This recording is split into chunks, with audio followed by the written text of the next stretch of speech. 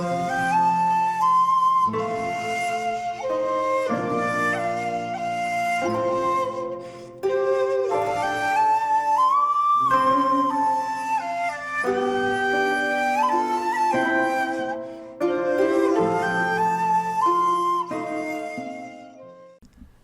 there, this is Sergio from Sergio Films, and welcome to another episode of 6 Film Runs. Today is a director that is one of the obvious 6 film runs, but I guess it depends how much of a fan you are. A real burst of creativity early, and then unfortunately we didn't really get as many films as we should have, as his plans for films got bigger and bigger as he went on. It's of course Sergio Leone, a director who you could argue perhaps wasn't as mature as other directors, or had a grand scope as other directors, but he will be talked about until there is nobody left on the planet to talk about things. So we'll start with A Fistful of Dollars in 1964, a film that I was never a huge fan of, because I always preferred Yojimbo, and I still do. But as I've grown to see more flavours of Gian Maria Volonté, I do enjoy Fistful of Dollars more than I used to. It's funny because the Dollars trilogy, which made Clint Eastwood, Clint Eastwood isn't the reason that I watched the Dollars trilogies. Famously, Clint Eastwood never really understood Leone's long shots and, close-ups and the way he shot films. Clint Eastwood, as we know, is one of the least flashy or dynamic directors of all time. He's very much meat and potatoes, do one take and move on. So he never really understood why Leone was putting his camera in the places they put them. But that probably talks about more to Clint Eastwood than it does Sergio Leone. So the second film, a year later, A Few Dollars More, which of course it should really be Lee Van Cleef on the front cover, because this is Lee Van Cleef's film. Clint Eastwood is essentially just a supporting player. Lee Van Cleef's finest 2 hours is Colonel Mortimer. It would be fun to have more films as Colonel Mortimer rather than more films as Sabata, but that's a different argument. And then The Good, the Bad and the Ugly, which is one of those films that's in the argument for my favourite film of all time. I saw this probably 25 times before I actually knew what a good film was. I do actually prefer the theatrical cut without the additional new scenes, just because the voice acting kind of takes you out of it by 2 actors who are actually still alive. The actor playing Lee Van Cleef is actually more convincing than Clint Eastwood and Eli Wallach, just because they're older.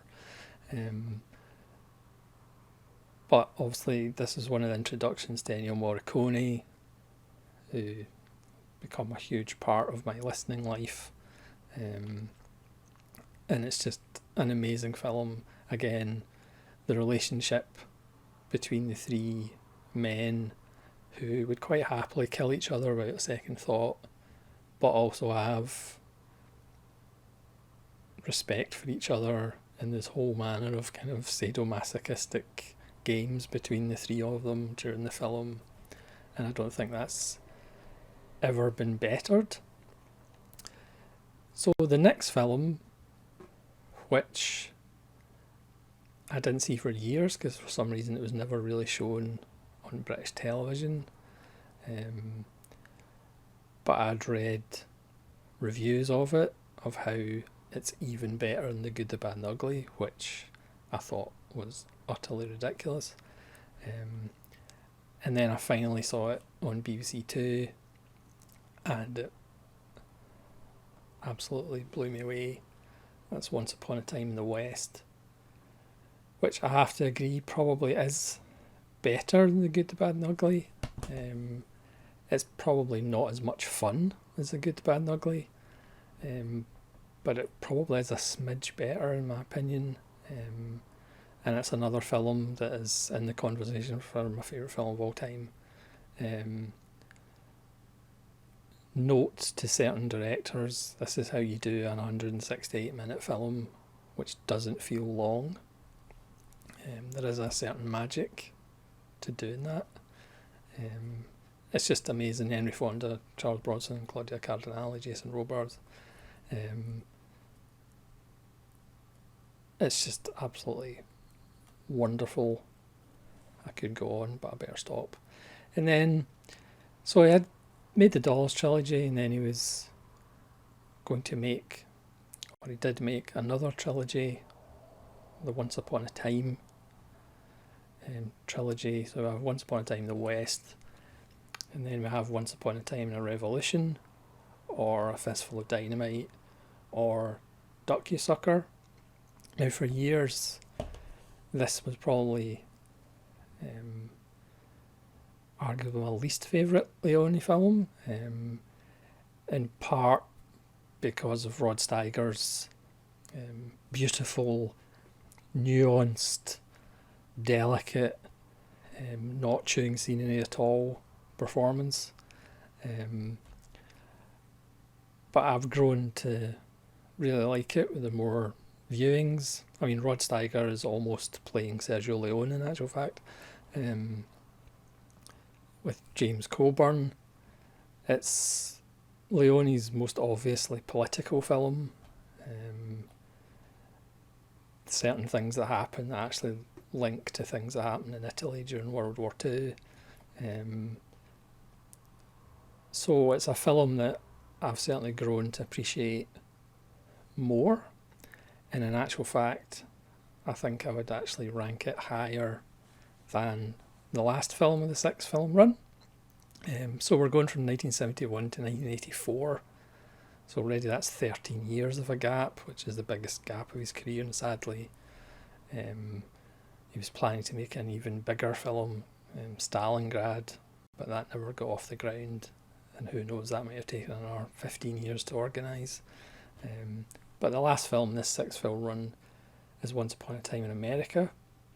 Again, this is a film that probably flip-flopped with Once Upon a Time in Revolution, which I now prefer to this. It's still a wonderful film, an amazing score by Morricone, no surprise there. But my issue with it is the characters, James Woods and Robert De Niro, pretty much everybody in it, all the male characters in it, are fairly awful people. And again, you can still have films with awful people if they are kind of fascinating characters, or they're doing interesting things.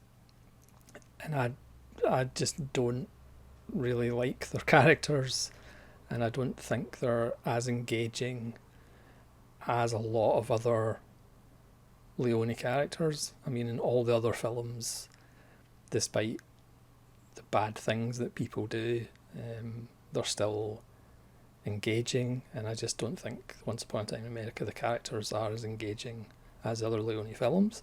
That being said, it's still a wonderful film. It's still a 4-star film for me, but it doesn't reach the heights of some of his other films. Again, at least 2 of these films are 5-star films, and again, a couple of them are in the debate for my favourite film of all time. And another one I think is very close to being a 5, as far as For a Few Dollars More. So that's the 6 film run of Leone. Again, sadly, we don't have 12 films to choose from. And obviously he made some Sword and Sandals film before Fistful of Dollars. But who knows, you may prefer them to his last two. So again, please let me know in the comments what your 6 film run of Leone is, if you think he has one. And hopefully you'll join me again for more 6 film runs. This is Solid Ronin from Solid Ronin Films, saying farewell.